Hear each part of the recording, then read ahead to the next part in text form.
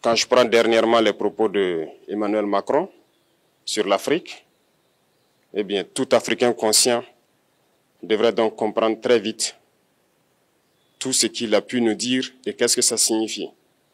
Le général Tiani a dit il n'y a pas longtemps du changement donc de tactique ou de stratégie des forces françaises en Afrique, et je pense qu'il est venu le confirmer.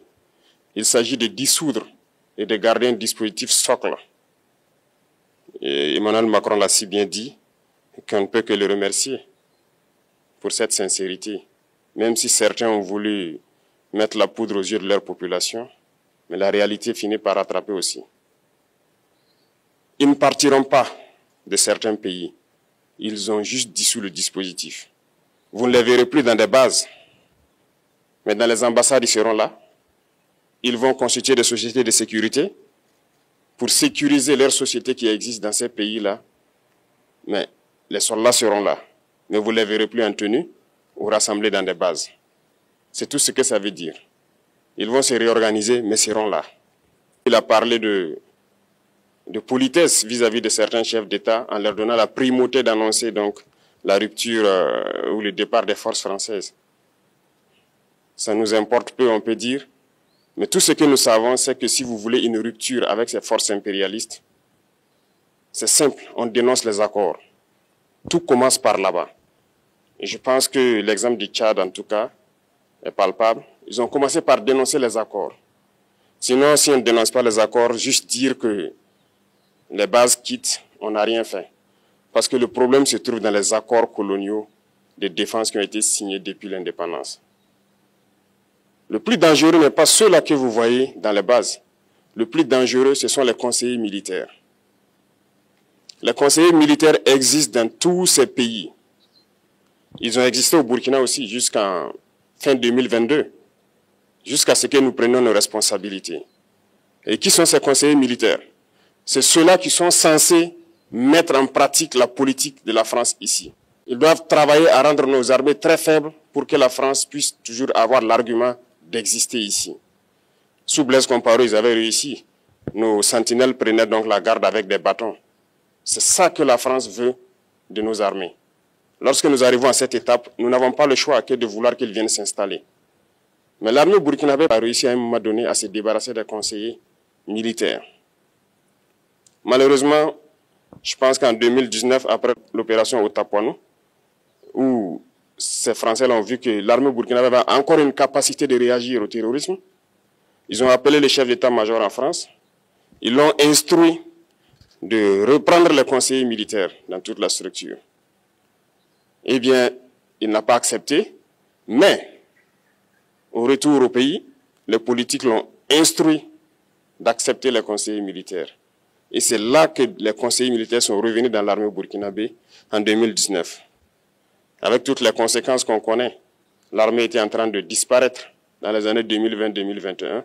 Et d'ailleurs, c'est le moment où beaucoup de militaires ont dû déserter parce qu'il n'y avait plus d'espoir. On était en train de s'effondrer. Voilà un peu comment ils travaillent. À l'état-major général des armées, dans tous les états-majors d'armée, dans les écoles, c'est eux qui sont censés nous dicter la politique de notre armée. C'est eux qui nous disent combien recruter, quand recruter et qu'est-ce qu'il faut en faire. Ils sont dans les écoles pour nous dire comment il faut les former et ainsi de suite. Tant que ces conseillers militaires sont là, vous n'êtes pas indépendant. Votre armée aura juste l'apparence d'une armée qui sera là en train de faire des parades, du cirque. Mais lorsque viendra la guerre, vous vous rendrez compte que la parade, c'est une chose, mais la guerre, c'est une autre chose. Il faut rompre les accords. C'est la seule façon d'avoir une armée indépendante et se construire, être fort. Mais beaucoup de gens ne le comprennent pas peut-être. Et même avec ces accords, la France choisit dans nos États des élèves officiers pour aller les former. C'est à travers ces mêmes accords. Mais en réalité, ces officiers qui partent se former pour la plupart, pour la France, ils viennent pour servir l'État français dans leur pays. Ils ne viennent pas pour servir nos pays. Ils les forment pour qu'ils viennent servir les intérêts de l'État français. J'en veux pour preuve. Lorsque nous nous sommes révoltés, beaucoup d'officiers au Burkina qui ont été formés en France ont été immédiatement contactés pour leur dire que c'est le moment de se mettre en action parce que vous avez été formés pour ça, pour servir les intérêts de la France. La plupart de ces officiers nous ont rendu compte. Nous avons pris acte et nous continuons de suivre.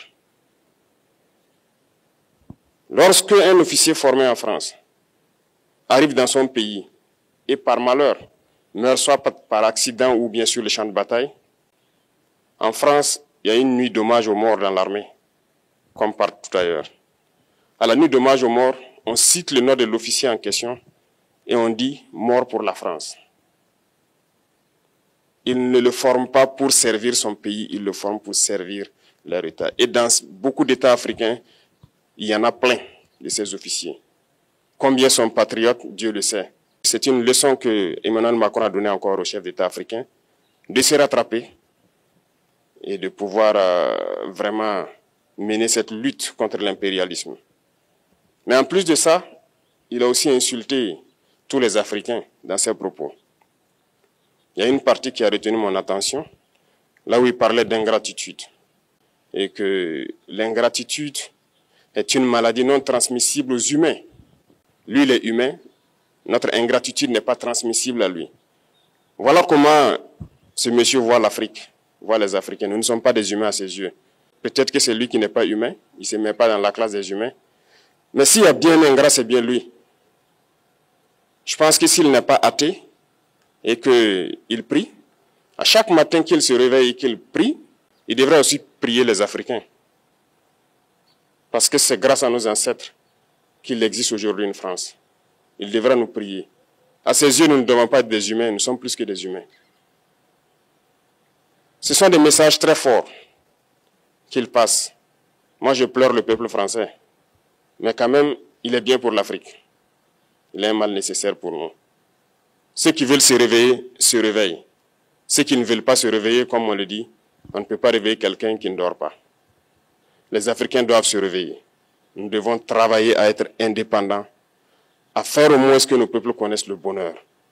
Et la lutte contre l'impérialisme, c'est ça. Il faut décoloniser les mentalités, prendre en compte toutes ces données-là, parce que le monde nous donne tellement d'exemples à voir. Pour eux, il n'y a pas de morale. Ils peuvent vous désigner aujourd'hui terroriste, mais demain, vous êtes un héros, par leur simple bouche. Ils décident de ce qu'ils font. Ils parlent de démocratie, mais ils se font eux-mêmes des coups d'État constitutionnels entre eux. Ils parlent des droits de l'homme, mais ils déciment des populations ailleurs. L'Africain doit se réveiller, l'Afrique doit se réveiller. Et le combat contre l'impérialisme est permanent. Et je vous invite à incorporer ce combat, à travailler en sorte que nous soyons réellement indépendants, que nous soyons autosuffisants et que nous puissions nous développer, connaître le bonheur, ce à quoi notre peuple aspire. Merci, je vous souhaite une très bonne journée, une très bonne semaine et une très bonne année.